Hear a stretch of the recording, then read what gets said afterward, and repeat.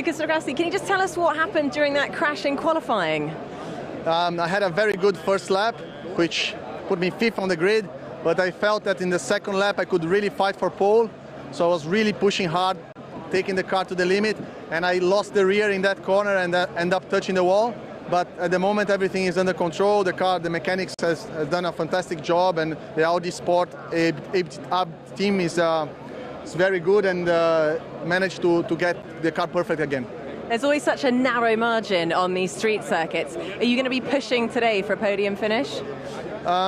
Yeah, of course. This track is much faster than the last race, than Punta. There's much more longer straights, it's much wider. So I think overtaking here is more possible. I think we're going to have a good race. Excellent. Enjoy the race. So our championship leader, Lucas Di Grassi, will start from 5th on the grid.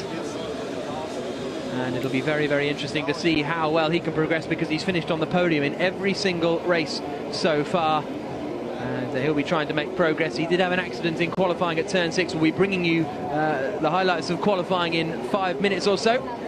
But first of all, let's hear from Marco Andretti. He's a debutant this weekend in FIA Formula E for the Andretti team. He's starting in 14th place. So Marco, you having fun? Yeah, I'm just admiring your purse here. It's nice. Thank you. TK bought me it for Christmas. Come on, what's different about this thing to the IndyCar? What's the biggest thing you got to learn? Well, I mean, straight away, obviously, is the sound. So knowing when to upshift, you have to really focus on the lights more so than hearing the engine. But for me, it's the braking and not having, the total load and downforce on the car. It's definitely it's been, a little trying for me. But hopefully, we can learn in the race, and hopefully, there's some attrition involved as well. Speaking about hearing things, you got your dad in your ear today. Because it's your dad, do you not do what he says automatically, or are you actually going to listen? What do you think? He knows to just tell me the opposite that he wants me to do. That's what I'd do. Have a great day. All right, thanks, man. Great to hear from Marco Andretti there on the grid, talking to Dario. And it is great to have Marco here in the championship, son of Michael Andretti, who is running that Andretti team. And as I say, they'll be starting down on 14th on the grid. His teammate will be starting in 6th place. On 8th on the grid will be Antonio Felix da Costa, the best qualifying performance for Amna Naguri so far this season. We can hear from him now. Antonio Felix da Costa, this is your best starting position so far during the season. Has something changed? Are you feeling like you're becoming one with the car now? Yeah, I mean, I'm feeling much better with the car now, and especially after the test day in Uruguay after the race. Last time out, we did some good changes to the car, some improvements, and we're really much closer to the faster guys now. I knew from the beginning, and having missed the first race, that we're going to be playing a little bit of catch-up since I joined the series. And yeah, we've been doing a good job. We're much closer now. We qualified 8th, but only half a second from pole position. And I'm really confident on the racecraft we have, so let's see what we can do. And what do you think of this track? The track is mega, I have to say. Probably one of the best so far. Maybe Malaysia is toe-to-toe with it. But I'm really happy with the track. It's a bit more like a real racetrack, So it gives the drivers a bit more of the feeling to push the car to the limit. So I'm really, really looking forward. I think the race will be mega. Now, you didn't manage to finish the last race, so you're going to be taking it slightly easier off the start? No, I mean... Last race, it wasn't a question of taking it easy or not. I mean, we just lost the wheel after a couple of laps, so I'll be aggressive, but at the same time, we need the points as a team, as a driver. So be aggressive, but use my head at the same time. Good luck, thank you. That's always the aim of racing drivers, isn't it? But whether it pans out like that is another thing. But it was extremely close in qualifying. The top 10 were covered by just 0.7 seconds at the end of the qualifying session. It really was incredibly close, and as Antonio Felix da Costa says there, he's 8th quickest, only half a second off Sebastian Buemi on pole position. There's the place to be this afternoon. It's very, very warm here, and a bit of pool time wouldn't go amiss, but we've also got a very big crowd here, the Porteños, which is the name of the people from Buenos Aires, the people of the port as they're known. They've turned out in their thousands to watch the racing this afternoon. It's fantastically busy. And as I said earlier, it's the first time in 17 years since the 1998 Formula One Grand Prix that Argentina has hosted top-line single-seater action. That race was won by Michael Schumacher. Jarno Trulli was actually in that race as well. He finished 11th in his Prost car, and there he is, starting at the back of the grid today after an accident in qualifying. We'll catch up with all the action in qualifying in a few moments' time, but first of all, we're going to have a little look at what it takes to be quick around a street circuit. The FIA Formula E Championship sticks entirely to street circuits throughout the season. We started off in Beijing, we then moved to Putrajaya, and then just a couple of weeks ago we were around the streets of the Punta del Este circuit city in Uruguay. And now we're here in Argentina, and the drivers are really starting to get to grips with what makes you quick around a street circuit like this.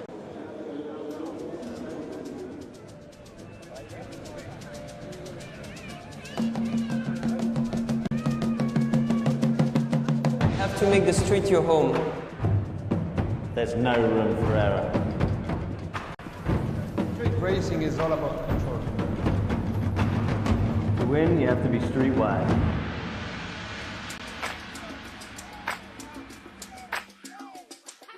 In the street racing, the margin for mistakes is close to zero, basically. We take it wall to wall to wall, you know, entry, mid, exit. It's all about fighting with the margin to try to get it as small as possible. The smoother driver is often better in the street, so I kind of like it. One mistake doesn't forgive in street racing.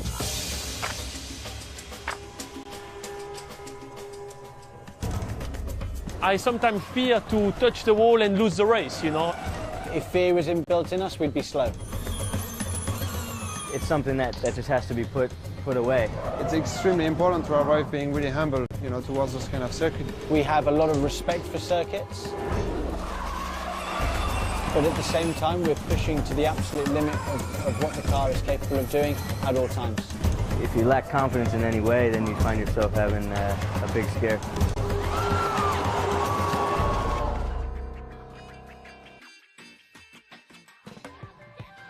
The knowledge of how to approach the race weekend in street cycling is quite different from other normal tracks. You need to adapt a lot in the streets. It's not like the normal trajectory, it's not the normal driving style. Knowledge of a certain track is null and void. Knowledge of how to be fast on a street circuit is priceless. Street racing is racing on the edge.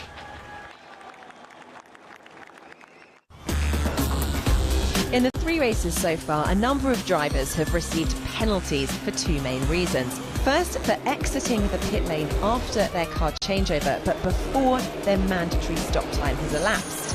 Drive-through penalty for car 7 for not respecting the pit stop time, and also a drive-through penalty, as we thought, for Nick Heidfeld. He went through the pits too quickly.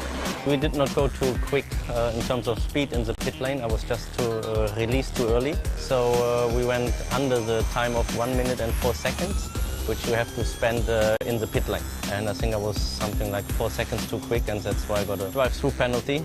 Drivers can also be penalised for overusing their battery. They can either exceed the usable energy allowance during the race or infringe the power limit of their battery at any point during the 30-plus laps.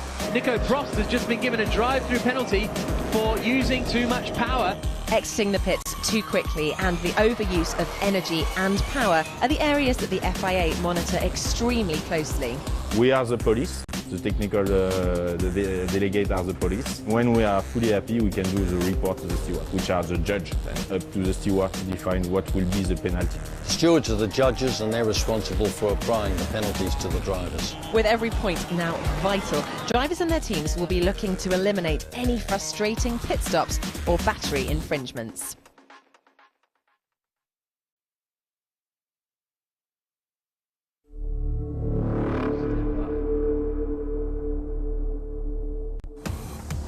Qualifying took place this morning, and the first man out in Group 1 was Sebastian Buemi. He came through the final chicane to set the quickest time of anyone, but not quite as quick as he went in the morning free practice session. Sam Bird was pushing hard as well. He ended the first session second quickest. In the second group, Michaela Cerruti spun, but didn't do too much damage to her Trulli car at turn 4, whilst Jaime Alguersuari was out on circuit to go quicker than his teammate, but fractionally slower than Sebastian Buemi, who remained at the top of the times. De Grassi was pushing hard of the 2 Virgin cars of Alguersuari and Bird. Nick Heidfeld was pushing really hard in the third group and somehow managed to qualify third, despite a difficult morning in free practice. That meant Sam Bird was not going to be starting in the top 3. Slowest in qualifying was Jarno Trulli after this accident in Group 4. Yeah, really happy. Obviously, I was not sure I could keep the pole position because of those guys. You know, Jaime was very close, being less than 30 thousandths behind. So it's good. I mean, it's just a start. Now we've got to finish the race and score good points, but it's always good to start from pole position. Nick Heidfeld will be starting third on the grid. Jaime Alguersuari alongside Buemi on the front row, but it's the first pole position of the season for Sebastian Buemi.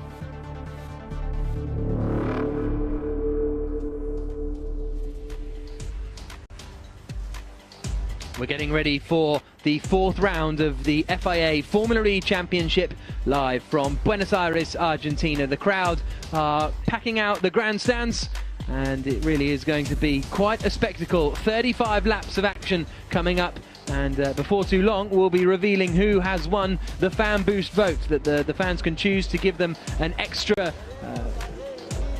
power. And it is Bruno Senna, Nick Heidfeld and Jean-Eric Verne who are the 3 men who have won the fan boost. And let's start off by hearing from Jean-Eric Verne. He's going to be starting in 6th place on the grid, and he's been speaking to Nicky. Jean-Eric Verne, you must have made a pretty good first impression as you've just won the fan boost in your second Formula E race. Yeah, it's great. Thanks to all my fans. Thank you very much. Hopefully it's going to be a big help for this weekend and I mean for this race. This morning qualifying didn't really go up to plan, but you know, 6 is not such a bad position to start. Everything can happen in this kind of race, and it's not too far to you know, to get on top of the podium. But hopefully it's going to be a good one. You look pretty comfortable in the car in Punta del Este. What's different today? Well, I think we had some more difficulties with the car. The car was good in Punta del Este, and here a little bit less. But qualifying should have been much better normally. But you know, locking up, you know, in 2 corners and couldn't finish the lap. So didn't really help to get a good lap time for starting up the front. But nevertheless, you know, it's good to have the race so soon after quali, so I can make this up. And what about any idea when you might use your fan boost? When I'm going to have to pass some people. Well, hopefully you'll be doing a lot of that. All the best, thanks.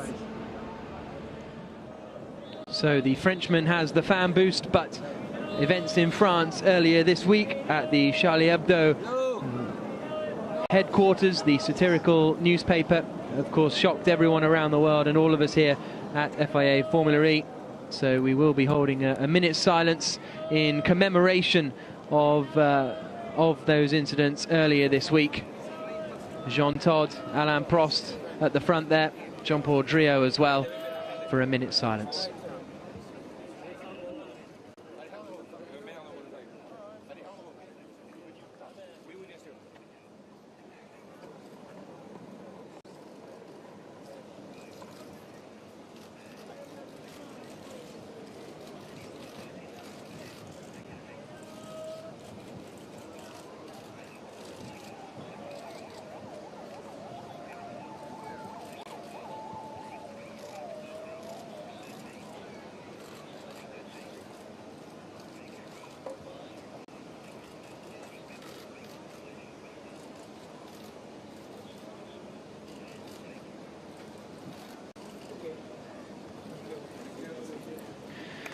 Paris, of course, the home of the FIA, and great to see that minute of silence observed here. But attention now turns to the motor racing, which will be getting underway in just about 10 minutes' time. We'll be having the run-up to the grid and then the race beginning as the drivers make their way back towards the cars.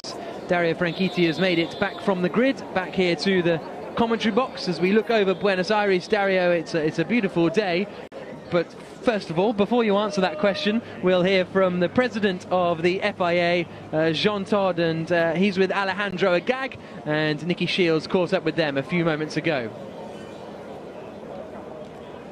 Well, Jean-Todt, it's been a few months that have passed since we had a little chat on the grid in Beijing, and how much it has progressed. Well, you know, you should tell me because you have been following all the races. But no, I mean, joking apart, I think it's great. You know, it's a new championship vision, and you have to be very brave to believe in it. And I think it's demonstrating that it was the right way to go and the right vision. So what do you think we can expect from the racing this afternoon? You know, the good thing about racing is that you don't know what you can expect, but what I do expect a safe and strong race in front of the spectator in Buenos Aires, which is a great city, great venue and great country. Absolutely. I mean, it really is. It's a place that's steeped in motorsport history. Fantastic place to be here in Buenos Aires. Yes, we're really happy to be here. I think it's a historic moment for Formula E. And I was remembering yesterday Juan Manuel Fangio, who won races in Formula One in the 50s, changing car. And, you know, Formula E, we change cars. If he could do it, we can do it. So we're really happy to be here in Argentina. I think we're going to have a great race, great track, spectacular job. Thanks to the city also of Buenos Aires. And ready for the fourth one. Exactly. I mean, now that we are in round 4, the competition is really beginning to heat up. So who's going to be on the podium today? Well, we'll see. Like the President Todd said, I mean, we don't know what's going to happen. I think we're on for a really good race. Sebastian Buemi, who won the last race, is on pole position. But he has Jaime Alguersuari behind, Nick Heidfeld, Lucas is not far. So I think it's going to be very interesting. Excellent. Thanks very much, both. Enjoy the race. Thank you.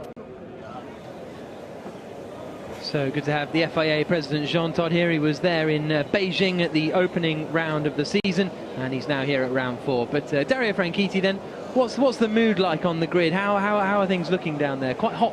The temperature has definitely picked up since the first practice this morning, quite dramatically. There's a lot of tension down there, usual excitement. A lot of people worried about the battery temperatures and how that could possibly affect the race. So they're something that's in everybody's mind. So we only have, well, less than 10 minutes now before the racing gets underway. Bruno Senna has his overalls on, about to put his helmet on before a quick little interview for his South American TV friends. But it has been a very busy weekend for the drivers already. They had an autograph session, and then there was a gala dinner as well, which everyone turned out for, which was attended by Jean-Todt, the FIA president. And it really is a spectacular location here, Buenos Aires. And the fans, the Porteños, are making their way in. This was the driver autograph session, where the fans could come and get their autographs. The fans could come and get their autographs, rather, from the drivers. And then this is the Emotion Club, where the VIPs are housed during the race weekends. So the grid is starting to be cleared. Pole position, Sebastian Buemi. Second on the grid, Jaime Alguersuari. Nick Heidfeld is in third place. And Heidfeld in third place with the fan boost that gives them a boost of 30 kilowatts for 5 seconds per car. That is going to be quite a strong position for Heidfeld to be in. Absolutely. You know, because of the nature of the track as well today, you're going to see a little bit more power saving than we've seen in the past couple of races.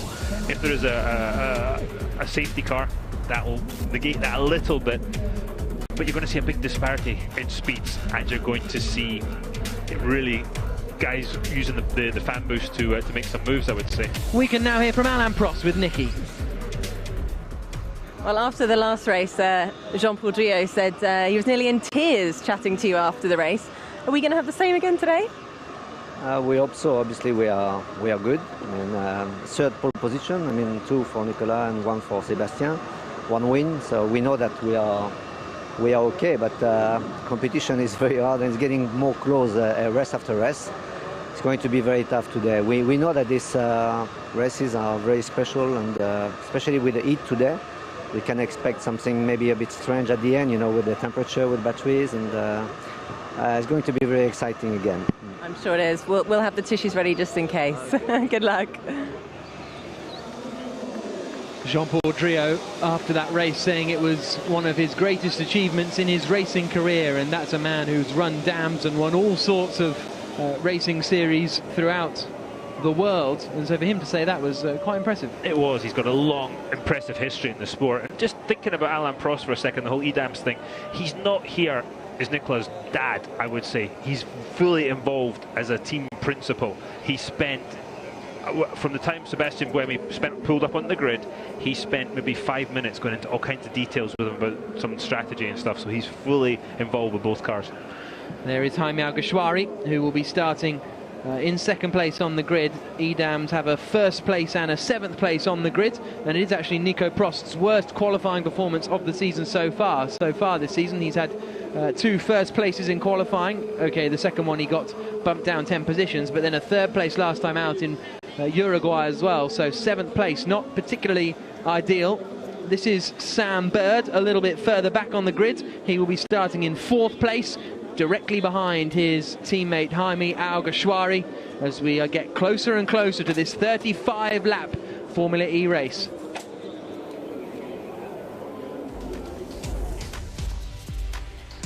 Buenos Aires plays host to the 4th round of the championship. We've made the trip over the Rio de la Plata that you can just see in the background to this magnificent city. There on the right-hand side is the Obelisco de Buenos Aires, one of the most impressive landmarks, built in 1936 to mark 400 years, since the foundation of the city. And this is one of the newest districts of the city, the Puerto Madero district, and it is the Puerto Madero street circuit. And it is going to play host to 35 laps of racing, where that man, Sebastian Buemi, will start on pole position, his first pole position of the season, and the first time he's out-qualified Nico Prost so far this year. Second on the grid, Jaime Alguersuari, his best performance of the season for the Virgin team, and he's going to be looking strong. He'll have the inside line on the run down to the first corner. Nick Heidfeld will start 3rd. He's got the fan boost. It's also his best qualifying performance of the season so far, and he's out-qualified his teammate Stefan Sarazan in every race so far this season. Sam Bird will start 4th on the grid. 5th will be our championship leader, Lucas de Grassi, for the Audi Sport app team. He crashed in qualifying, so 5th was the best that he could do. 6th on the grid, Jean-Eric Vergne. He was the pole man last time out in Uruguay, but for Andretti he is 6th here today. 7th on the grid, Nico Prost, his worst qualifying performance of the season so far, and he is followed on the grid in 8th place by Antonio Felix da Costa, who has put in the best qualifying performance for him and the best qualifying performance for Amlin. They really seem to have found something with that car, and that is the blue car you can see behind that Andretti car there of Jean-Eric Vergne. So it'll be Vergne starting in 6th place on the grid, but he is another man that has won the fan boost. There then is Antonio Felix da Costa, a really strong performance from the Portuguese racer to be only half a second off pole position. 9th on the grid, Nelson Piquet Jr. He was 2nd last time out in Uruguay, so a bit of a disappointment for the Brazilian. Completing the top 10, the Mahindra back there of Karun Chandok in the red and white car. The mechanics just leaving it now as they get ready to head off back to the pit lane. And then it's Stefan Sarazan on the left-hand side. There is Karun Chandok on the right there, just putting his gloves on. Stefan Sarazan on the left in the Venturi car. The car's just a little bit out of alignment where they're lined up on the grid. So it is actually the right-hand side that is further forward, because then we've got Daniel Abt in 12th position. Another difficult qualifying for the German Oriol Serbia here on the left-hand side. 13th place on the grid for him, and that is his worst qualifying performance of the season so far. Dragons seem to be struggling a little bit. Marco Andretti making his Formula E debut is there. 14th on the grid in the white and blue. Andretti Machine racing for his dad this weekend. 15th on the grid, Ho Pin Tung. He's qualified 15th in every single race that he has entered so far this season. 16th on the grid is Salvador Duran, the Mexican. And then we've got Michele Ceruti in 17th on the grid. 18th for Jerome D'Ambrosio, but he doesn't look like he's made the grid. So Bruno Senna in 19th place, and Jarno Trulli completing the 20 cars as they make their way down towards the grid. At this point, you're trying to get any heat you can in those brakes, those carbon brakes. They require temperature to get to work at all. And these guys are trying to get any temperature they can in them, because otherwise they're going to go down to turn 1, press the brakes, nothing's going to happen, and then it's all going to stop very, very quickly, and you're going to lock all 4 tyres up. So get ready for some fireworks here in turn 1. So the cars lining up, the left-hand side, pole position, That is Sebastian Buemi, the man who's second in the championship at the moment, but he won the last race in Uruguay. Alongside him on the front row in the silver and purple car is Jaime Alguersuari. Third on the grid is Nick Heidfeld, who is just to the right of this shot here, because we're on board with Sam Bird, who is in fourth place. The crowd are on their feet in the background as we get ready for the start of the fourth round of the championship. Nick Heidfeld there in third place in the black and red Venturi car on the left-hand side as we get ready for the lights to go out. Jaime Alguersuari starting second. Can he get the advantage going down the inside? The first corner is a hairpin left-hander. That's the view on board from Nelson Piquet's nose cam. We've got the green flag raised then from the back of the field. 35 laps of racing are going to get underway. We've got all the lights on. And we go green in Buenos Aires. It's a lot of wheel spin for Buemi, but he manages to keep it all together. Good start as well from Heidfeld on the run down towards the first corner. He might get past Alguersuari. It's a hairpin left-hander that they're coming up to. Heidfeld looks to the outside line, gets a little bit of a tap, but gets up into second place. Great move from Nick Heidfeld around the outside of the first corner. The leaves are all kicked up, but we're all safely through turn one. Now the right-hand kink at 2 before the long sweeping left-hander at turn 3. But a great start from Nick Heidfeld has seen him move up into second position. We're on board now with, and it's all going off down into turn 4. And look up the inside from Antonio Felix da Costa. Did he make it through there okay? He did just about. Side by side with Jean-Eric Verne. Verne up the inside of da Costa, holds on to that place. But we're all safely through the first couple of corners, Dario. But Heidfeld did a great job to get around the outside into second place. Absolutely stunning move by Heidfeld there, but he was hanging on. It's so dirty on the outside. You're seeing the guys running double wide there, and some great racing in the early corners here. So that's down into turn 7. Then we come into the chicane at 8 and 9, and this is the end of the lap then. And when the next lap will start, there's a little bit of a gap back from Jean-Eric Verne to the guys in front of him as they all stream across the line. And now up into the left-hander. This is the quick part of the circuit, 10, 11 and 12. Listen to this. Look at them, they've all got their back end stepping out, but it's Buemi leading the way. Heidfeld's in second place, Alguersuari's in third, it's fourth for Sam Bird. There's a little bit of a timing glitch, so some of the graphics aren't showing correctly, but it is definitely Sebastian Buemi who's in the lead of the race at the moment, 0.8 of a second clear of Nick Heidfeld. And Heidfeld now is in, oh, and that's a shame. Who's that? Michaela Cerruti, who's come into the pits, and it looks like she's picked up a bit of damage, possibly after contact with Bruno Senna, because the left rear of Senna's car seems to have taken a bit of a clout. So, end of lap 1, Buemi, Heidfeld, Alguersuari, Bird, de Grassi, the top 5. There's the order on the left-hand side of the screen. And Nick Heidfeld now is in second position. He's got the fan boost, which will give him an extra 30 brake horsepower if he wants to use it. He's looking in a strong position. Heidfeld very strong, absolutely. Made a nice move there in that first lap. And here's de Grassi going past Sam Bird. That's nice. A move for fourth place down at turn 7. You know, they're not taking it very easy, are they? I thought they'd be kind of just taking it steady for the first couple of laps there once they got through turn 1, but not a bit of it. So this is the end of the second lap of the race. There's only 1 minute and 9 seconds this lap, so it goes past very quickly. Heidfeld's deploying his fan boost up at the front of the race. Is he able to get past Sebastian Buemi as they come down towards turn 1? We'll have to wait and see. No, he's not quite close enough, but he deployed his fan boost. That's the one time he's going to be able to use it in this car. So now he's got to wait until he's in his second car before he gets to use it again. Let's see if he can get close enough here up to turn 4 to make a move. We saw him attack an Edam's car in Beijing and it all ended pretty horribly. We're on board with Nick Heidfeld now, down into turn 4. Looks like he's running a bit more downforce than the car in front there. That will hinder him just a little bit in the straight line, but will help him in the braking zones. That's an interesting decision because most of the time we've seen the cars, Alguersuari's all out of shape in third place. He could be under a lot of pressure from Lucas de Grassi pretty soon. Really struggled to get the car into the apex of the hairpin at turn 5, and that has allowed Lucas de Grassi to get right under the rear wing of the Virgin car in front. But Heidfeld's impressive here because he's sticking with Buemi, even though he was nowhere in free practice this morning. Pulled a blinder in qualifying, but does seem to have the race pace after 3 laps of racing. Yeah, Heidfeld in the black Venturi car has done a very good job. He gets very, very close to the wall in the chicane there, which is a little worrying. I love this shot. It's just pitching the car sideways, and that is flat out. At the 150 kilowatts, they're flat through there. Great shot. And that is superb. It looks as though Marco Andretti's under a bit of pressure from Salvador Duran behind him. Lap 3. And that was some team radio being told that he's on lap 3. And here comes Marco Andretti, about to be passed by Salvador Duran down into turn number 1. They've got the back marker, Michele Ceruti, up in front. That could get a bit close, and Bruno Senna could take advantage. He's going to try and go around the outside of 2, then flashing into the long left-hander at 3. Senna did manage to go around the outside then of Marco Andretti. Good move from Senna, but all of that means that the winner is Salvador Duran, up into 14th place. Nice opportunistic pass there by Senna. I thought he was going to get both of them.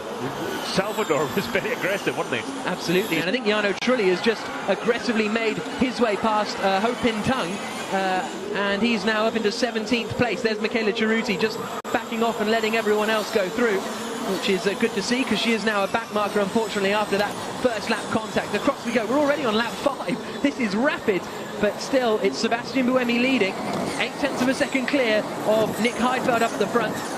Alguersuari, De Grassi and Bird completing the top 5 as they come across the start line, down towards turn 1 once again.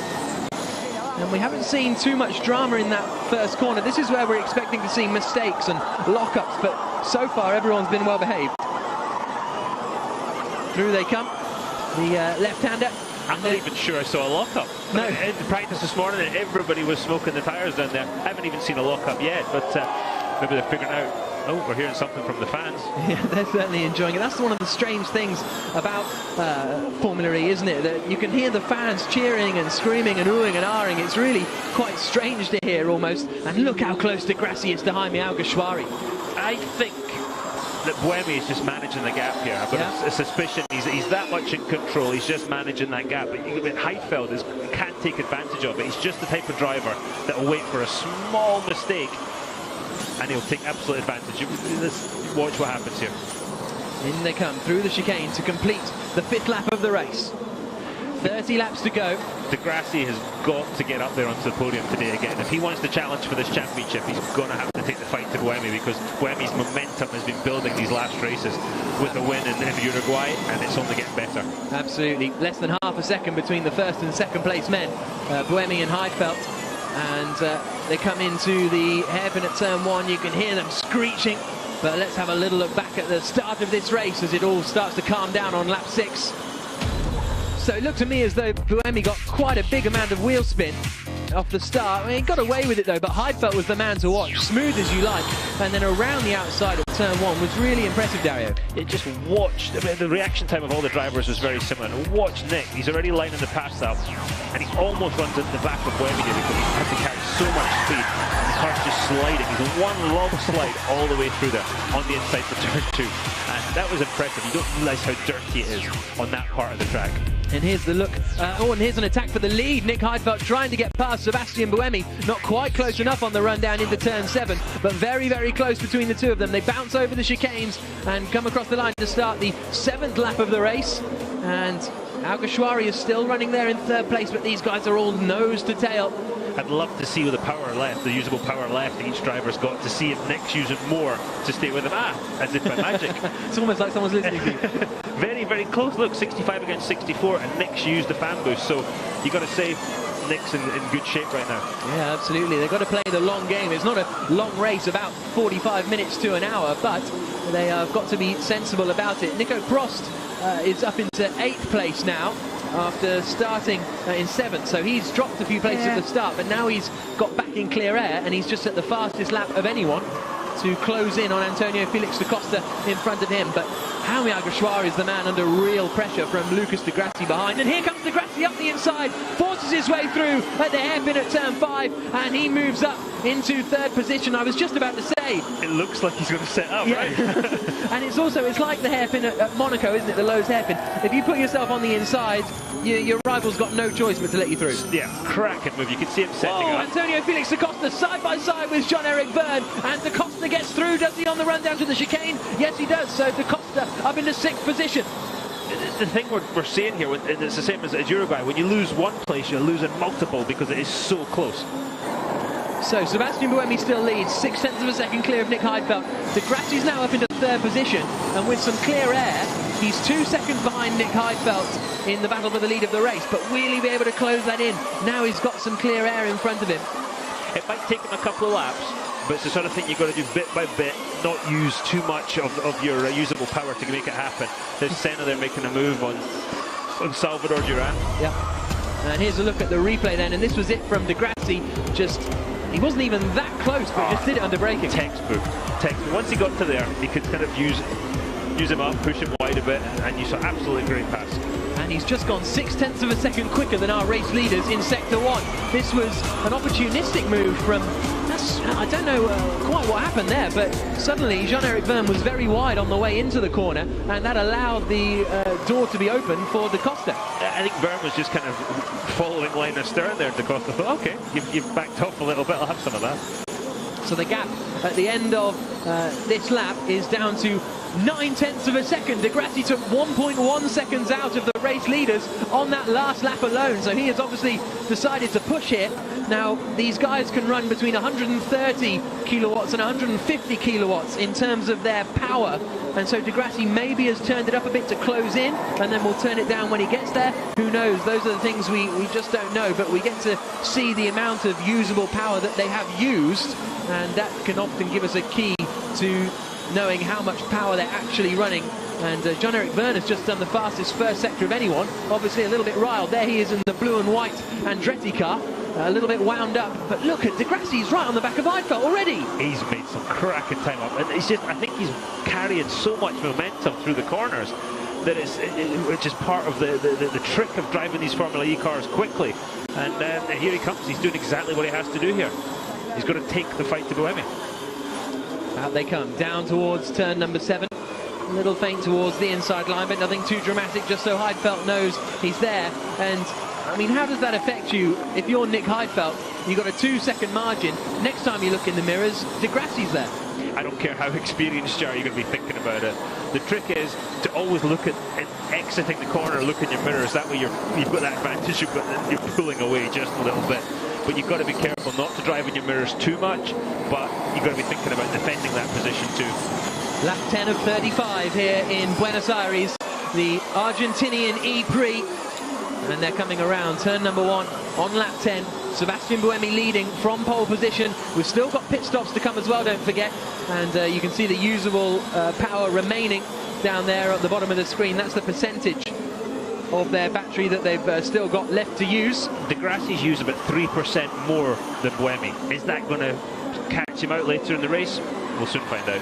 Absolutely, and we haven't had a safety car yet either, and Lucas Degrassi, as we saw there, set the fastest lap of the race on that charge that he closed in a second, just over a second in on Nick Heidfeld up in front of him. They need to be careful because the statistics will show you that there has been a safety car in every race, so they're going to say, oh, there's a good chance of having one, and the drivers might take it as given there's going to be one and do their strategy that way. If there's not, there's going to be a lot of people trying to make some energy out of fresh air coming into this here race. We're on to lap 11 of this 35-lap race. I could watch this camera angle all day. Brilliant. Look at the accuracy of the drivers, inch perfect there. Absolutely. Across the line they come, and down towards the first corner, which is actually the 4th corner on the track because of the layout of this Buenos Aires E-Prix circuit. And wow, that's Sam Bird swinging the back end out as he comes through that corner. He's in 5th place at the moment, tucked up behind his teammate Jaime Alguersuari, the 2 Virgin racers. But it's still Buemi leading the way, just managing that gap back to Nick Heidfeld. 0.6 of a second, the gap to 1st and 2nd. Degrassi has closed in rapidly, but he hasn't been able to make an attack on Nick Heidfeld just yet. The 2, in fact, Sam Bird looks to be quicker than Jaime Alguersuari at the moment. Those 2 Virgin cars are absolutely nose to tail coming down towards turn 7. But again, we've got brilliant battling throughout the order. We've only had 13 minutes of racing. Look how close Nick Heidfeld gets to the wall every lap going into turn 8 there. Yeah, absolute commitment, isn't it? It's superb to see the precision and commitment from these top-level single-seater racers. There's the exit of that 10, 11 and 12 sequence. And out onto what was the start straight, down towards the first corner again. And still line astern, no one just making a move, but quite often we've seen that they'll save up their energy, be a bit chilled in the first part of the race, and then when they know the sort of relative situation of everyone, then start to go for it in the final laps. Absolutely, but they'll be giving the engineers the figures of usable power left as they cross the start-finish there.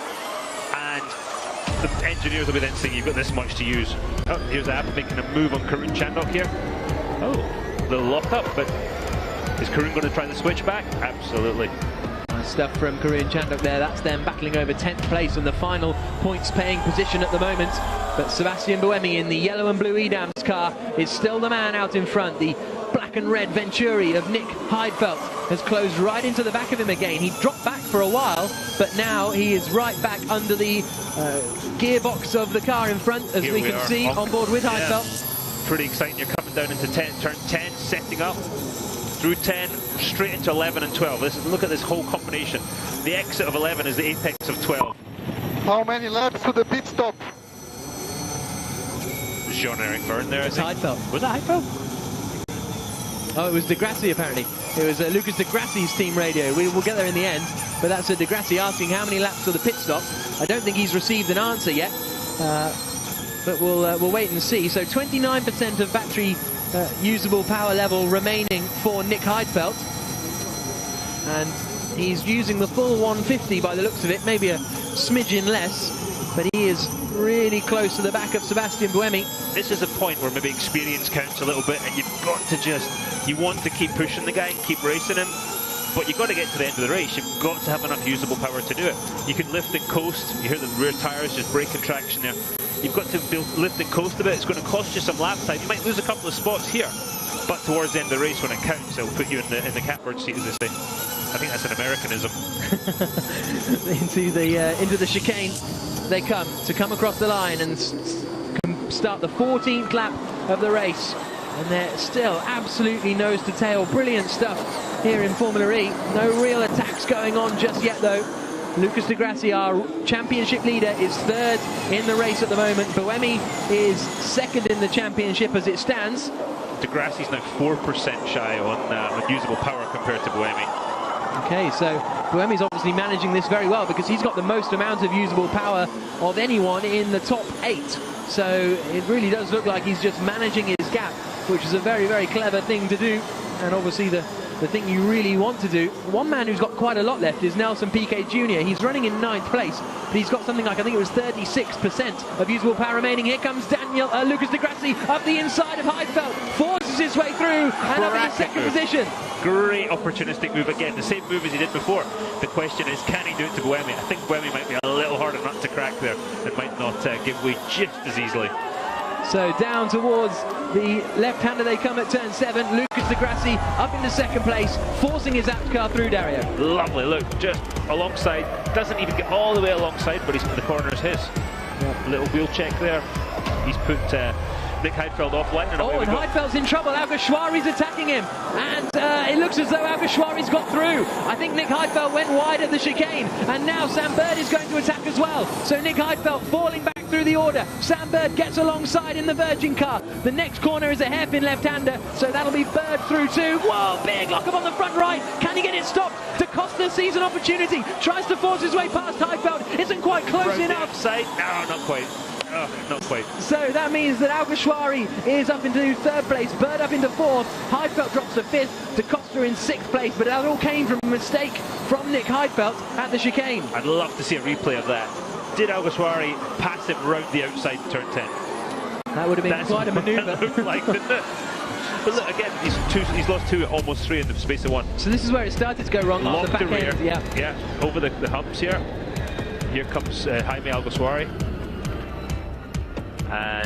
And then this was the replay of Sam Bird following through. But I think you're right. I think Alguersuari got around the outside. Meanwhile, Lucas De Grassi is pushing like nothing else because he has closed the gap to Buemi to 0.8 of a second. And on that last lap was 7 tenths quicker than our race leader, Sebastian Buemi. So De Grassi is on a charge here. Here are our 2 race leaders. There's now a big gap back to the 2 Virgin cars of Alguersuari and Bird because of their scraps with Nick Heidfeld.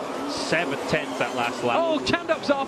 Karun Chandok looks to be out of the race. I think that's turn... Is that the end of the exit lap? of the chicane. Yeah, I think that's the exit of the chicane. So that could be our first safety car potentially as well. Yeah, it's got to be, hasn't it? That's a big shunt.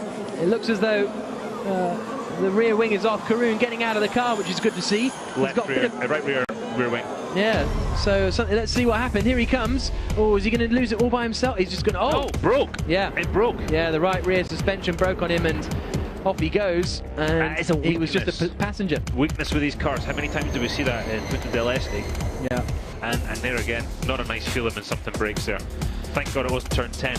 Yeah, absolutely. But great to see that Karun is okay and climbing out of the car. There's Trevor Carlin, the man who is overseeing the Mahindra effort. Now we've got more battles, and this is Heidfeld getting back past Sam Bird as they come into the pits comes Jaime Alguersuari. They're still chucking the cars around as they come through the chicane. Surely they'll have to bring out the safety car. Maybe that's what Alguersuari's gambling on, and that's why he's come into the pits. Jean-Eric Vergne has done, as well as Nico Prost, Salvador Duran and Marco Andretti. Now So we'll have to wait and see. Happens. Look at Buemi, 10%. He's got a little advantage there. Into the pits come the cars then, and there's Jaime Alguersuari changing over to his second machine. But if the safety car is to come out now, Alguersuari is going to be in the box seat. Just to let you know, 70 seconds, 1 minute 10 seconds is the minimum pit stop time. We'll be able to tell you the minimum pit stop time when they come out of it, and if you are quicker than the safety car is deployed, this could be absolutely crucial And for they're stuck deciding the behind lead of the race. Michele Ceruti. There's obviously, you can't pass, but you can go a little quicker maybe to catch up, and she's holding them up here. This is really tough for Buemi. This pit lane is it's got some interesting points to it. And look, Buemi's furious. Oh yeah. Flat, waving his hands, but I mean, they are under safety car conditions now. But you could do the difference between sort of 60 or 70 or 80 miles an hour. It makes quite a big difference, and he's just giving time away, all that advantage. The pit lane is blind for the guys at the start of pit lane if they come round, so it's quite... you got to be careful, keep your eyes... Oh, here they all come into the pits. Did you see that? Yeah, oh sorry, out of the pits they go, and it looks as though they have all made it so far with the right times. Yes, so Alguersuari did a 1 minute 12 in the pits, so did Vergne and Prost, but Prost is actually in front of Jean-Eric Vergne. Yeah. But where is Jaime Alguersuari? He's going to be the man to watch out for. In they come into the pits. Oh, very busy down there, isn't it? But Jaime Alguersuari is the man to find. Into the pits comes Buemi, the race leader. But equally, they're going behind the safety car now, so they'll be going at a slower pace. This is going to be difficult to call who's going to come out in the lead of this one. I would be very surprised when Alguersuari, Buemi ends up leading this race. When we're all said and done, I just think he lost too much time. Not anything of his doing. The strategy was maybe not the best, but the lap car really messed them up. So there's the Qualcomm safety car leading the way. Jean-Eric Vergne is at the head of the train at the moment, so Jean-Eric Vergne is potentially leading the race. It depends how quickly they come around to pit exit, and presumably here they come. Out they come. Yeah, he might be all right. And it's Sebastian Buemi out onto the circuit, but is he now out in front of the safety car and still in the lead of the race? That's the question, isn't it? I think he is. So it looks as though he's further up the track than the safety car, but is he in front or behind of the safety car train? Am I making sense? Yeah, I know what you're saying there. So we'll have to wait and see. Here's Buemi, and according to the standings, Buemi is in the lead of this race, because those guys had to wait behind the safety car, so they were lapping slower because they were queued up behind the safety car. Wonder what speed the safety car was doing.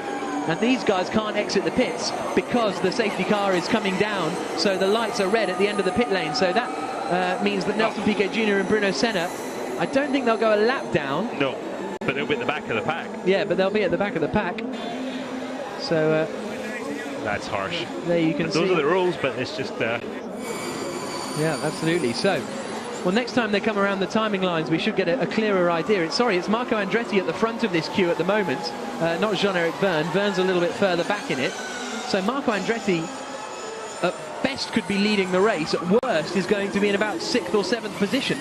We just need to wait and see. At the moment, the timing screens are saying Buemi, De Grassi, et al. Are in the lead. And so it seems like that will be the case. Just need to wait for them to come across the line once more to sort of shake it all out, really, as Karun Chandhok's car is hoisted away. Well, across the line comes Buemi, yes, so he's now just started his 19th lap of the race. The other guys are on their 18th lap. So Buemi still leads ahead of De Grassi and Heidfeld and De Costa are our top 3, but now they've got to somehow amalgamate the race leaders with the safety car train. Good luck. Is easier said. Good luck with that, absolutely. Car 2's under investigation, Sam Bird. I wonder what that's about. Probably pit stop time or something? His pit stop time appeared to be 1:29, which was very slow. Here's a look at Chandok spinning again on the exit of the chicane. That's the way his race ended, unfortunately, after a difficult qualifying session and an even more difficult race. But that's his first retirement of the season so far. That's an area they're going to have to fix, because when they go to the circuits of Long Beach and Miami, they'll be a bit rougher again. And we can't be having these type of failures. It's happened multiple times now, so the manufacturer really needs to sort that out, I would say. There you can see the time in pits. Buemi, De Grassi, Heidfeld, De Costa all comfortably over the 1:10 minimum time.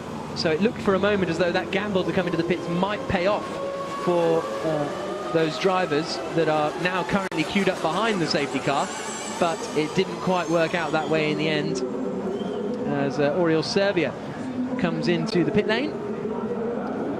And in other news, just quickly to finish off, Jerome D'Ambrosio did, sorry, that's Jerome D'Ambrosio coming into the pits. He did start from the pit lane, and so was in the race, but has come into the pits a little bit later than everyone else. So it'll be interesting to see where he filters out again. This is obviously helping everybody to be able to run a little more power towards the end, less lift and coast and all that kind of stuff. The battery temperature thing still could rear its head, but it looked like the guys run flat out for the whole battery life, the whole usable power of the first car. So I think we're going to have a pretty straightforward race on our hands here. So Marco Andretti has just been released by the safety car. That'll get us the lap back. And Marco Andretti is actually a lap down on these guys, so he's at the front of the queue, so he's a lap down. So actually, he's now going to go to the tail end of the lap. Exactly. So when I said at worst it'll be about 6th or 7th, I was entirely wrong. I'm glad we're not doing strategy today. Yeah, exactly. This is why I don't know why they have you on the pit wall in IndyCar. It was a bit... Well, we've got engineers for that, to be honest, and the strategists, and I just, as I did when I was driving, I let them get on with it. So the queue behind the safety car is a different one to the guys who are leading the race at the moment.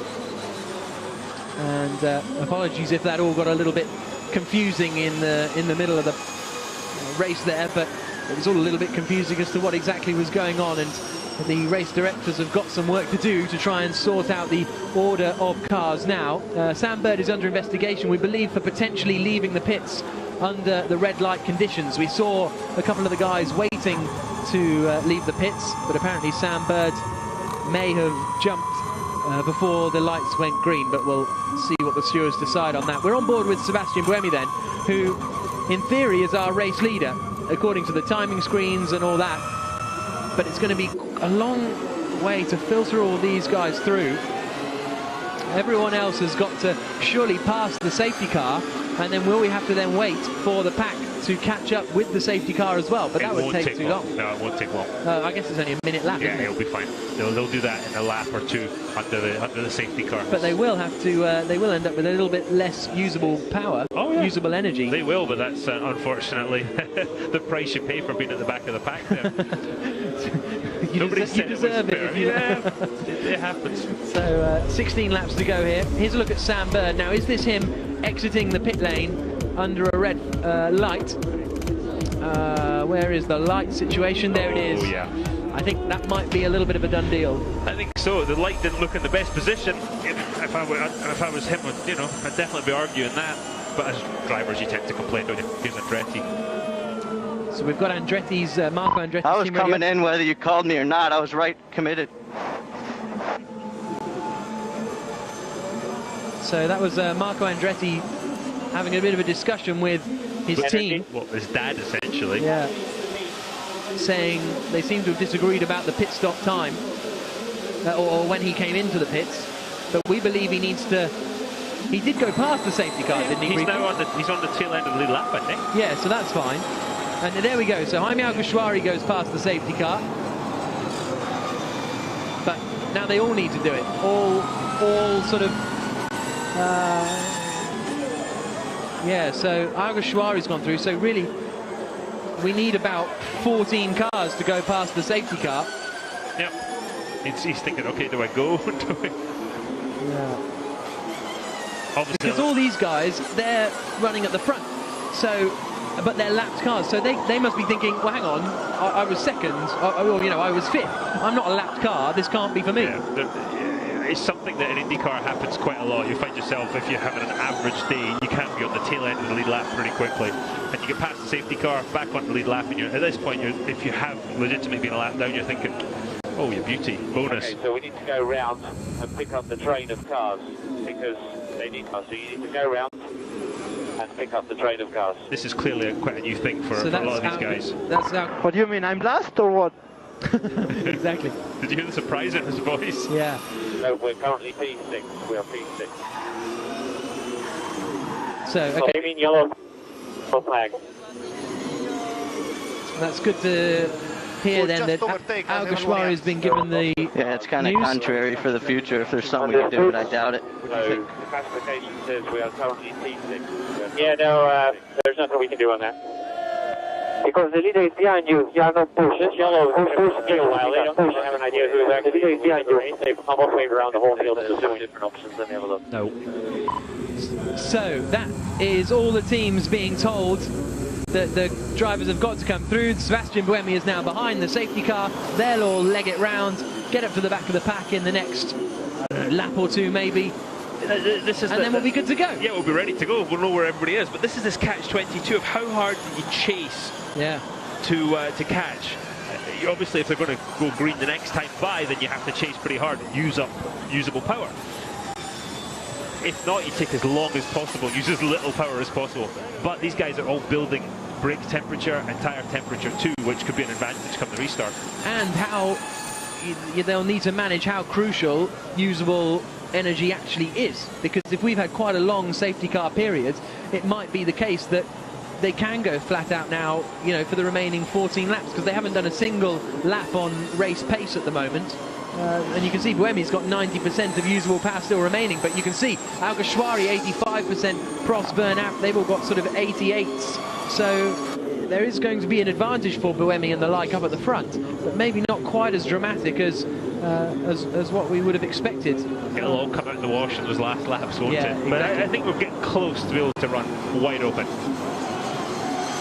So we've also, I think, got Marco Andretti out of position. Yes, we have. So Marco Andretti is still in the middle there. And he is still a lap down. But there's the race order on the left-hand side in case there's any confusion. And the Qualcomm safety car will be coming in then at the end of this lap. So, and that's all right actually, because Alguersuari is on the back of the train now. There's the guys coming through, and there's Alguersuari coming past as well. Nico Prost coming through. And then we've got Jean-Eric Verne, Daniel Abt, Oriol Servia will be next. Salvador Duran. It's quite a cool shot, that. It's a great shot, isn't it? De Grassi being told that the safety car will be in this lap, and then we will have 13 laps of racing remaining. As we get ready. Now, how early is Buemi going to go here? That's going to be the question, and because the safety car will start to pull off. Yeah, here goes the safety car. The BMW's taken off. And the crowd are getting excited as the safety car gets ready to pull back in. We're only halfway around the circuit at the moment. But a bit of singing from the Porteños that have made their way here. He can't go too early and run at the back of the pace car and get in trouble for that. Yeah, exactly. And so he's gone and then sort of had to stop again a little bit. But here they come into turn 7 as they come into the left-hander now. The safety car comes into the pits and we get racing back underway here in Buenos Aires. And no one was particularly close to each other. The one man who's causing a bit of a problem is Marco Andretti and Jerome D'Ambrosio. They're nose to tail in the middle of the pack, and they have caused a big gap back to the chasing cars. Across the line comes Buemi. Don't forget Nick Heidfeld in 3rd place has another fan boost to use, which is another extra 50 kilowatts of power as they get on the brakes into turn 1. It's Buemi, De Grassi, Heidfeld, Da Costa and Bird, the top 5 in the queue. We've then got this gap back to where Andretti and D'Ambrosio were just getting out of the way of the chasing cars. Or not, as the case they're not going to be popular. D'Ambrosio was anyway, but Marco Andretti was still going out there. But now it's a straight battle for the lead between Lucas Di Grassi and Sebastian Buemi. We saw those two fighting like mad in Malaysia, and now they're nose to tail for the lead of the race here in Buenos Aires. We're going to have to keep an eye on Lucas and Sebastian Buemi every lap through that turn 4-5 area, because if he gets a sniff of that move, he's going to try and pull the same move off. You can see he's trying to set it up. Buemi's just that little bit quicker through 4. And how often on the radio are you told, this guy's coming up behind you, he's overtaken here, loads of... Oh, Buemi! Is he going to hit the walls? He's broken his front right! And he is out of the race! Oh, no! Lucas Di Grassi leads. You can hear the despair in Sebastian Buemi's voice. Now, did he go wide and break the wheel as a result of the contact on the curbs? We'll have to wait and see. But Di Grassi leads the race. It's second place for Nick Heidfeld. It's third now for... Antonio Felix da Costa. Meanwhile, the fan boost is being used by Jean-Eric Verne as he tries to get past Nico Prost. Here he comes up the inside. Meanwhile, Marco Andretti's moving out of the way, and Verne's gone through, using the fan boost to get past Prost. Now his teammate Marco Andretti will surely get out of the way as quickly as possible. There he goes. I think there might have been a little inter-team help there from Marco. Yeah, potentially. And he now moves out of the way of Nico Prost. Oh man, what a terrible shame for Buemi. Yeah. Did he catch the wall on the way into turn 8? Yeah, that's possible. Did you hear the disappointment in his voice? Yeah, very sad to hear. Meanwhile, Sam Bird wants a podium finish. He's right up behind Antonio Felix da Costa. The top 4 all in a line, but Di Grassi now looks like he's got the pace to start to pull away. Into the chicane they come, across the line, and there's 11 laps remaining. There was walking in front of the camera, disconsolate Sebastian Buemi. Watch for Sam Bird into turn 1 here. Absolutely, right behind Antonio Felix da Costa. Here they come across the line, and surely Bird will look to the inside. Da Costa doesn't decide to defend. Big lockup from Lucas Di Grassi. What a move, lovely. I was surprised Da Costa didn't defend a bit harder there. He thought about it, didn't he? Then I don't know what he thought after that, but he had a good look. And here is 19.8 Oriol Servia. There's a little bit of team radio from Sam Bird, giving a readout of his dashboard. So we've got 11 laps to go. Lucas Di Grassi is flying. He's just at the fastest middle sector of anyone. Our Brazilian race leader for the app team. Big lockup from Nico Prost. Gets it stopped in time. He's running in 7th place. You can see the order there on the left-hand side of the screen. And it's Lucas Di Grassi leading the way, and Sam Bird is now up into 3rd place. I'd love to see a replay of the Buemi incident to see if he did catch that wall. And there you can see the time in pits. They all fine. He's down to 64% there. Yeah, he's used quite a bit more.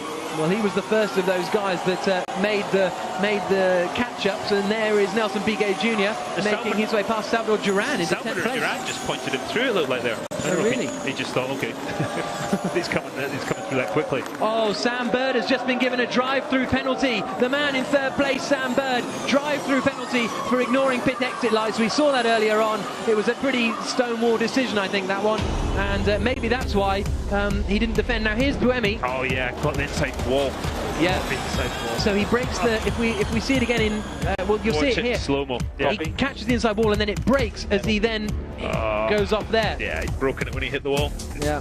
Done that before. Yeah. That is Sebastian Buemi, his own mistake, and the app team delighted with that. Yeah, I'm not sure that was maybe the right reaction, but. But meanwhile, Lucas Di Grassi is 1.2 seconds clear of Nick Heidfeld. There you can see the decision for Sam Bird.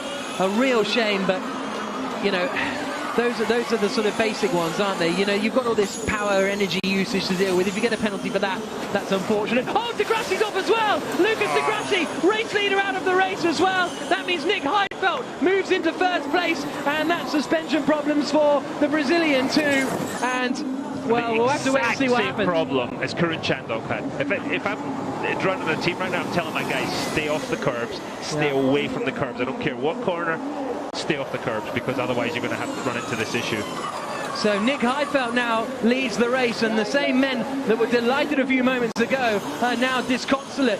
Nick Heidfeld leads ahead of Sam Bird, who has a drive-through penalty. So that means Antonio Felix da Costa is going to be in 2nd place. 16.4.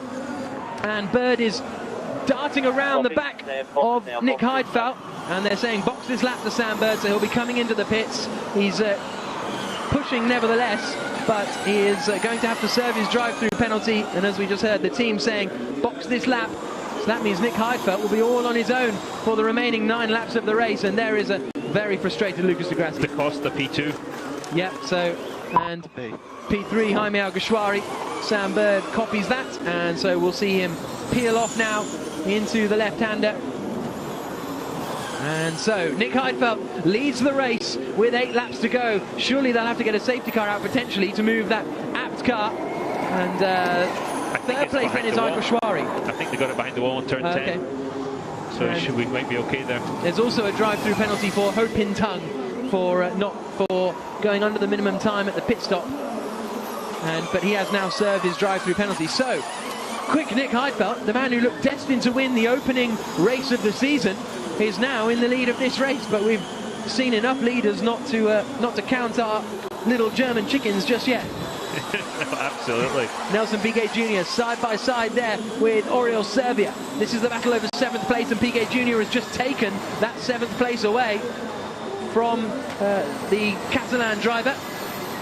Daniel Abt is a bit further up the road in 6th place. Just to compound the problem for Sam, it's a long pit lane. Yeah, that's true. It's got half as many corners as the racetrack. Yeah. And that's really going to sting. Here's a look at the replay then of de Grassi. It's there to the end of the right rear. Just snapped again. Right rear. How frustrating would that be? I can't imagine. I can't imagine. Yeah, and that is the championship leader, of course, who was retired from this race, and he is absolutely furious. I speak driver, and I know what's going on there. Yeah, exactly. So Heidfeld is in the lead of the race for Venturi. 2nd place is Antonio Felix da Costa for Amlin. 3rd place is Jaime Alguersuari. 4th is Jean-Eric Verne. To finish the race. It's not like they're bouncing the thing off a wall, they're going over curbs as you normally would. Yeah. I mean, Buemi's thing is very different. He hit the wall, and that's what happens when you hit the wall. Yeah, that's true actually. That is a difference, isn't it? No, that apt car is still there on the exit of turn 10. It's just getting towed out of the way now, I think. We're on board with Jean-Eric Verne in 4th place, chasing down Jaime Alguersuari. He's got 41% of his available energy remaining as he comes into the hairpin at turn 1. Small lock up there from Alguersuari. We're on lap 30 of 35. And Sam Bird has now set the fastest lap of the race. I'll bet he has. There'll be steam coming out of his ears. We're on board still with Verne, coming down towards turn 4. Not quite close enough to get past Alguersuari yet, but let's see how much sort of lift and coast he's doing. Not much at the moment. A little bit into there, but just a little bit. And the yellow flag still out for that incident at turn 10. And this is Bruno Senna all over the back of Salvador Duran. Duran's in 9th place now, so it's looking like a good day so far for the Amlin Aguri team. Yeah, he's not, he's struggling a little bit pace-wise, but he's got himself up there. He just pointed him through again. He just pointed Senna through there. But okay, so he's got Senna right up behind him, and there you can see the recovery taking place down at turn 10. Amlin have only had 1 points finish so far this season, which was an 8th place for Da Costa in Putrajaya, but now it looks as though they're going to be picking up a podium finish with Antonio Felix da Costa running currently in 2nd place. There's still 4 laps to go there, Jack. Yeah, exactly. Oh, somebody's locked up and gone off in one. Yep, and there's still actually 3 seconds from these guys to Da Costa, and they're lapping about a second a lap quicker. Verne is as close as I've seen him. This might be a move into 4. If not, he might set it up for 5. Whoa, very, very wide from Alguersuari. He might have hit the wall there on the exit. He's got Jean-Eric Verne right up behind him, but he really seemed to run the track more than I've seen anyone else do. All that dirt dust showed you that. Oh, look at the inside from Verne. Almost hits the back of Alguersuari, just gets it stopped in time.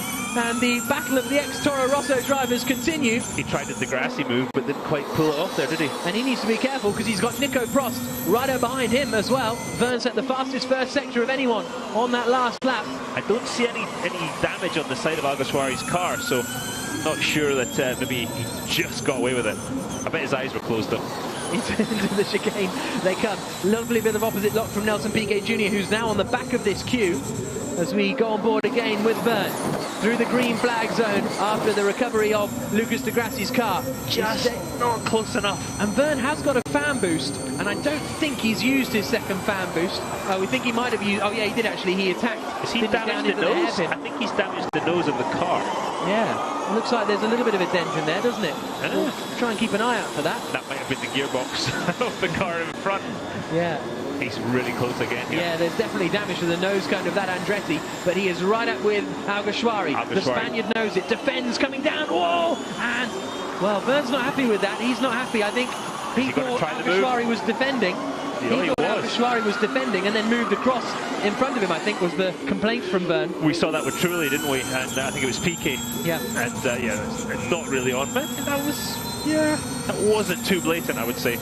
But I'm not driving the car behind. It always looks different when you're in the gearbox of the car. And he's going for it again. There's contact. Alguersuari nudged wide. That was a classic touring car move. The door was closing at the last minute. To be honest. And that's Verne saying he closed the door at the last minute. He did there. Yeah, I would say he's 100% right.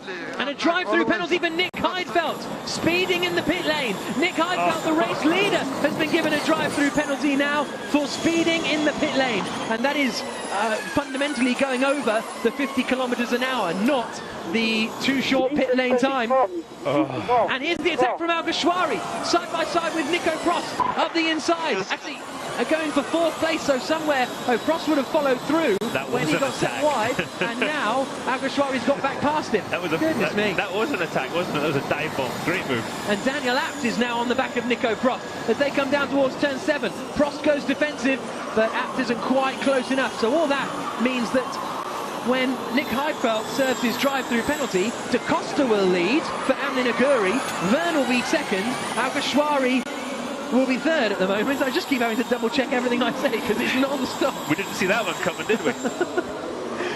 Goodness me. That is, yeah, that's action-packed for you. Yeah, absolutely. So, 2 laps to go now. Heidfeld's on his penultimate lap. So, when's he going to serve his drive-through penalty? He hasn't done it just yet. The cars fly over the curbs. Piquet Jr. is on it. He's coming in a hurry, isn't he? Into 1 here. Let's see them. If he carries that momentum through 10, 11, 12, get on his gearbox for 1. Let's see. Here he comes. Setting up. Is he close enough?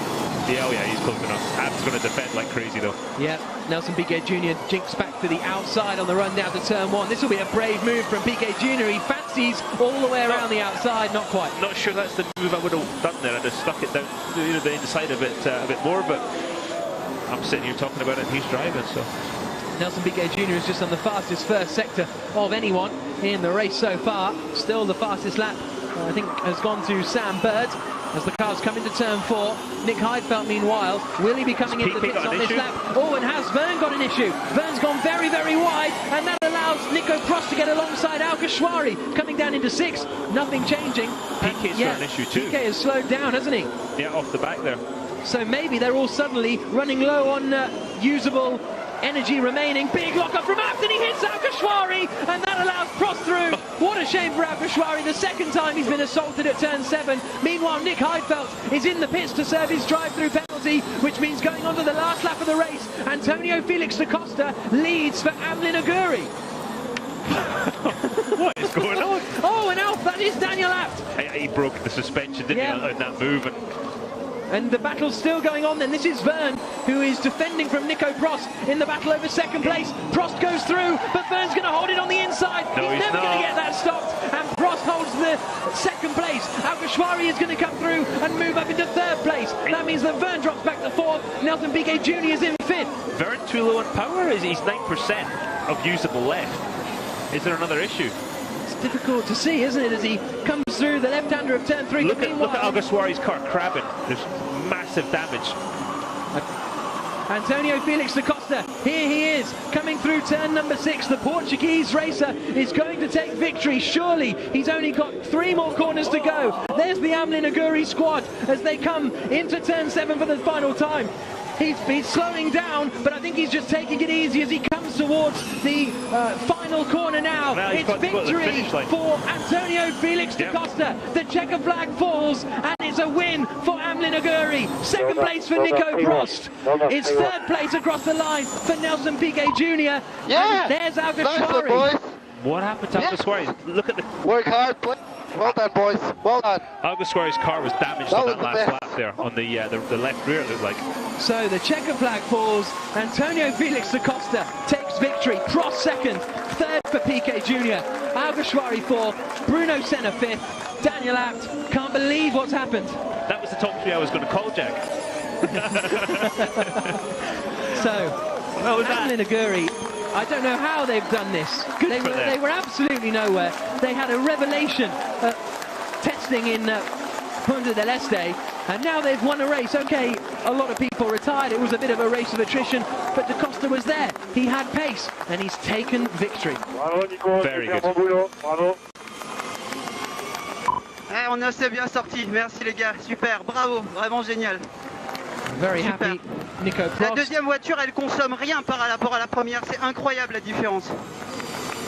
Incredible difference from the first practice session to now is, I think, what Nico Prost said. But there's a Swiss who will be speaking very different words of French. Yeah, two very upset guys there with him and Lucas. Didn't know what was going on because I had cars around me. I didn't know if I had to push and try to pass them.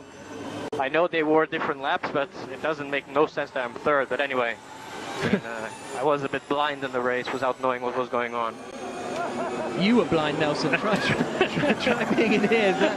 Piquet Jr. saying no idea what really happened in that race, but they're delighted nevertheless in the Team China garage with their second podium in succession. I think that was a subtle dig there at the engineers from Nelson, just saying, God, I need more so information. Here's Daniel Abt. He attacked Nico Prost, but was too busy worrying about Prost essentially and making the move on him. Oh, wasn't even close, was he? No. That damaged Alguersuari's car, which then caused the issue for Alguersuari on the last lap. There we go. Yeah, that's where the left rear damage came. It was crabbing pretty badly. And this is Jean-Eric Verne losing out to Bruno Senna. So Senna got past Verne on the final lap. Oh, and then they had a bit of argy-bargy, and Senna just about held on to fifth place. So I wonder what happened to Jean-Eric Verne at the end there. But touch of bumper cars there, wasn't it, from Jev? Yeah, absolutely. Well, the fans will be leaving the circuit entertained, if not exhausted from that. I'm a little bit exhausted. I hope we were able to keep you up to date with everything that was going on. It was quite a challenge, but it's great to see so many people here as well who've come to watch the action. Yeah, and they got action, didn't they? That was an absolute barn burner of a race. It was going on everywhere. A what? Barn burner. Is that an Americanism I've too? Never heard that. Barnstormer, we say. But anyway, Antonio Felix da Costa pulls back into the pits. Who's we? Brilliant job from the Amlin guys. Anthony Felix da Costa, fantastic. Well done. So, congratulations from these other guys. And I bet none of them expected to see any of the others two up there. Absolutely. So da Costa on the top step once again, but this time for the first time in FIA Formula E. An excellent drive. He did well to qualified in 8th position, the best qualifying performance from the Amlin Aguri squad. And now they've got by far their best results of the season. And delight there with the Amlin Aguri mechanics. And they'll be shepherded towards Nicky Shields. And no issues with battery temps. Unless that's what was going on with Jean-Eric Verne's car. Okay, yeah, potentially. We'll find out, but... There's Mark Preston. Jerry Hughes there, the engineer of the car. No, Jerry's never happy. Typical engineer. Where do I have to go is the question, and where do I go from here is the question for Daniel Abt. Yeah. And that'll be so frustrating because he didn't even, he didn't want to get involved in the fight with Alguersuari. That wasn't his target, His target was Prost. He got Prost done, but in the process took out Alguersuari. You get slightly unsighted, and the red mist was definitely down with all those guys. There was, they're just crazy cars everywhere, slightly unsighted, and you see what happens. And it's once you've committed to that move, you're probably thinking in the car, no, but there's nothing you can do. Too late.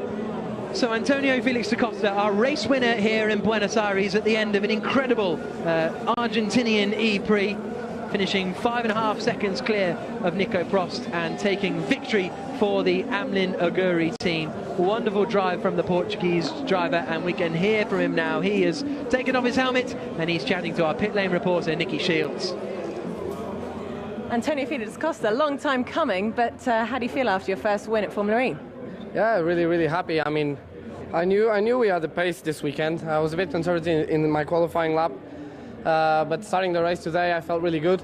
It was a bit confusing with the safety car and all where we were, but we just kept cool, and I still finished the race with some energy left in the car, so I was ready to attack Nick at the end if I had to. Yeah, great job from the team. Really happy.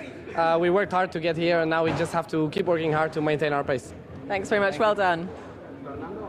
Antonio Felix da Costa, race winner. Nelson Piquet Jr. there, finishing in third place. He doesn't look very happy, does he? And I think he's coming out with the same complaints, perhaps of, I didn't really know what was going on in the race, but to be fair, it was a difficult one to call for the engineers. But let's now hear from our second place driver, Nico Prost. He's with Nicky. Nico Prost, happy with P2? Yes, obviously happy. You know, hard race, really tough race, a lot of fighting. But for once, it seems like things turned my way a little bit, because starting from P7 was not so good. But yeah, it was a good race, good points, and now let's go to Miami. There was a lot going on out there. You did well to stay the way out of a few of the crashes. Yeah, I mean, you have to stay out of trouble, but you have to be aggressive. I had a good fight with Jean-Éric, and then a hot moment, all four together at turn 10 or whatever. But yeah, it worked out for me, so it's good. Well, keep smiling. Thanks very much. There's Nelson lurking. Nelson Piquet, here we are again, P3. Yeah, I mean, honestly, this is the biggest surprise ever. I finished the race, and I had no idea I was in the lead lap, because it was the whole confusion of the safety car, and we didn't come in, we stayed out, and we lost the lap, basically, and it was a miscommunication between us and the team, and they never told us I was in the lead lap. So I saw everybody fighting in the front. I said, I'm not going to get in the middle, because if I do something silly, try to pass them, they're going to blame me. I was a lap behind. So I let them fight there, and I just stood back, and I crossed the line, and I was like, sorry, guys, that's all we could do. They said, yeah, good job, finished P3. I said, what? So yeah, I think we need to, we had a great car, it was a great pace, but we need to work a little bit on our communication skills, which Chinese and the Brazilians are a bit, don't mesh very well. Sitting back and being patient obviously paid off. Well done. Well, that's not an easy way to run a race, is it? That's difficult, and you have to understand with the driver, they're full of adrenaline. They've had a hard fought battle, and so they're really, they're tense, and the things that you see at this point, you might look back in 20 minutes, half an hour, or a day later and say, oh, it was maybe a bit, over the top on that. But there's a man that had a hard day, Sam Bird. Yeah, 7th place, still manages to pick up some points, but it's going to be very interesting to see what that has done to the championship standings. And Antonio Felix da Costa, the race winner here, and there is a shaking head, Sam Bird.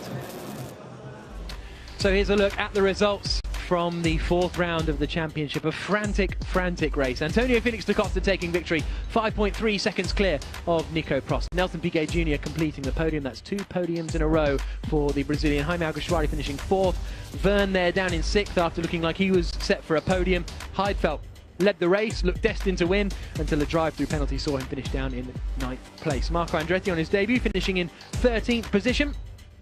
Daniel Abt in 14th, not classified, and then look at those big names. Our top 2 in the championship, De Grassi and Buemi not finishing the race. Sam Bird finishing down in 7th place. That is going to tighten the championship right up very nicely indeed.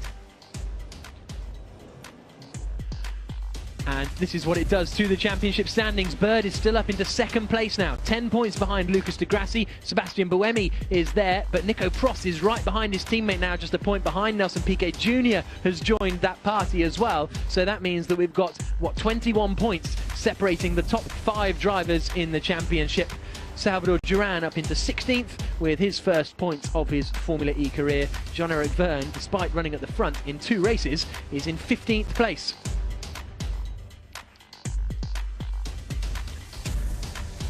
And as far as the team's championship is concerned, EDAMS have extended their lead at the top of the standings, 11 points ahead of Virgin Racing, who are in turn 12 points ahead of Audi Sport Abt. Not a good day for the Abt guys, with both of their cars retiring. Team China and Dragon joint on 37 points in 5th position, and then Amlin Aguri with their first points of the season are off the foot of the table and up to 8th position. So we've now got a pretty big break before the next round of the championship. It's going to be the 14th of March in Miami for the Miami E-Prix. The track looks great. It's around the American Airlines Stadium, and it's going to be great. But that big sort of 2-month break is also a chance for Formula E to, you know, sort of work on some issues like we've seen with suspension predominantly. Yeah, I would be very surprised if the cars show up in Miami with the same specification of the part that's breaking on the. It looks like it's the push rods or something that's causing the issue, and that'll be fixed. The teams are going to go and spend a load of time simulations and understanding the cars better. They're going to have some new ideas of setups that they might try and put in the practices there, and it's going to, again, the people are going to get closer and closer to that ultimate performance, and if the racing's as good as it was here, I'll be quite happy. Absolutely. And there is the podium getting ready, and it'll be the first podium in Formula E somehow for Nico Prost coming into this race. He'd led the most laps of any driver, but this is his first podium in not fortuitous circumstances, but fortuitous circumstances. You've got to be there at the end, don't you? You have to be there, and it's been great to see the enthusiasm of the Argentinian crowd, and just that from the moment we arrived at the airport, you can see they were properly into this race, and that is wonderful to see, and that's followed around Formula E around the world so far. So there are the drivers getting ready to head out onto the podium after a entertaining Formula E race. There's no denying that. I don't think I've seen a single-seater race quite like it, to be honest. Maybe at the Formula Ford Festival or something like that, but that's about it. But out onto the top step of the podium comes race winner in Buenos Aires, Antonio Felix da Costa, onto the top step for Amlin Aguri. Second place will be Nico Prost, the man who took pole position for the opening round of the season in China, Beijing, but finally he sees it through to the end and is on the podium with a second place finish. And in third place for the second race in a row on the podium, Nelson Piquet Jr. And he's got his ski goggles, but the top step of the podium, the Portuguese driver, Antonio Felix da Costa. And there's Mark Preston from the Amlin Aguri team coming out onto the podium as well. But for the winning driver, Antonio Felix da Costa, it'll be the Portuguese national anthem here in Buenos Aires.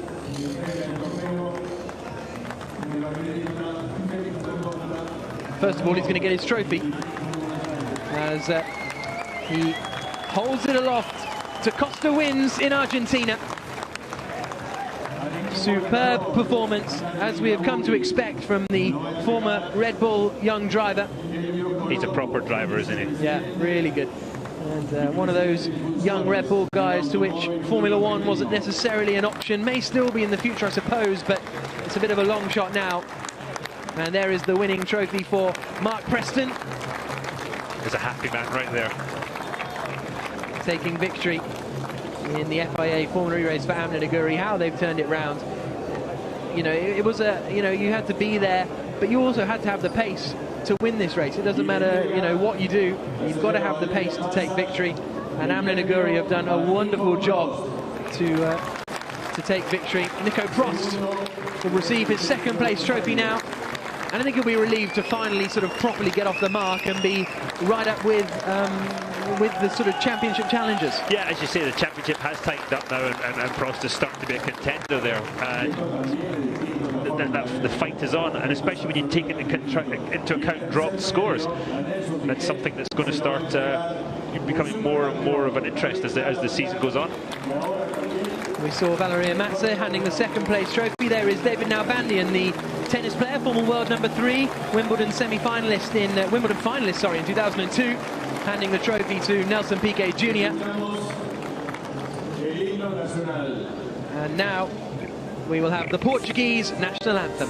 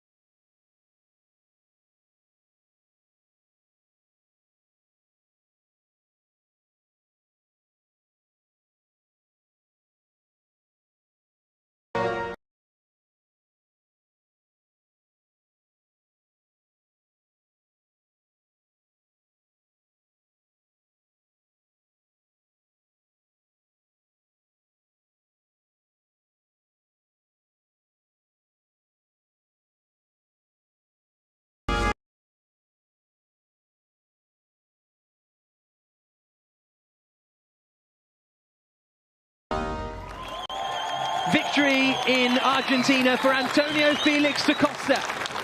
He takes victory here.